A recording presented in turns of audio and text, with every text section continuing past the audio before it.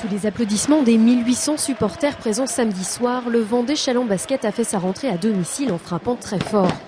Adroits, opportunistes, les Chalandais creusent rapidement l'écart. À la première mi-temps, ils mènent de 22 points. La deuxième séquence de jeu va se jouer au même rythme. Enchaînement de points, collectif bien en place. Sous le regard satisfait de Freddy Massé, l'entraîneur, le Vendée Chalon Basket signe une écrasante première victoire. Score final 90-65. Ce que j'avais vu dans les matchs amicaux, c'est confirmé, c'est que les joueurs qu'on a pris de rotation, comme Corentin Sozo, comme François Hermoué, qui n'étaient pas à la base des joueurs d'ENA prévus, ont beaucoup de cœur et beaucoup de valeur. Ils vont très très bien dans ce groupe.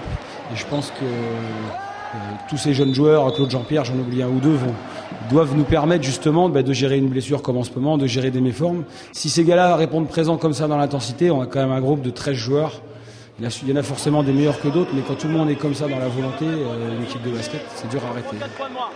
Privés de Guillaume Méry, leur nouveau joueur, blessé au genou, les Chalandais ont montré toute leur détermination et leur envie de gagner. Et les plus jeunes recrues n'étaient pas en reste, à l'image de Corentin Sozo, qui faisait ses premiers pas en National 1. C'est vrai que Freddy nous fait vraiment confiance, il n'hésite pas à nous lancer, et le fait de jouer avec des anciens bien expérimentés, ça nous permet de nous mettre en confiance et de moins appréhender la pression du public. Ça fait vraiment plaisir de gagner avec un score aussi large. Un score large dû notamment à la précision et à la réussite des joueurs très en forme, comme Benjamin Boutry, auteur de 25 points. On était comme des morts de faim ce soir, eux ils ont pris l'eau un petit peu tout de suite. On voulait bien débuter forcément pour emmagasiner de la confiance. Puis je pense que c'est ce qu'on a réussi à faire ce soir. Pas question pour autant d'être euphorique, il faut rester lucide et concentré pour la suite, même si cette victoire prometteuse permet à Chalon d'assumer totalement sa volonté de monter en Pro B.